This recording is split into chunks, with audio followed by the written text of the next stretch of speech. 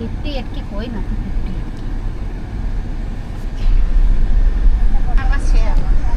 48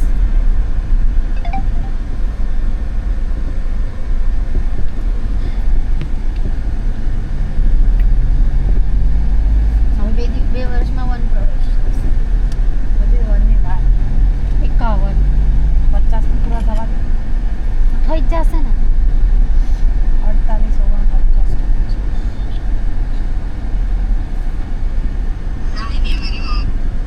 હું ગાઈસ મંડાણી છે તો એને બ્લોગ બનાવતી હોય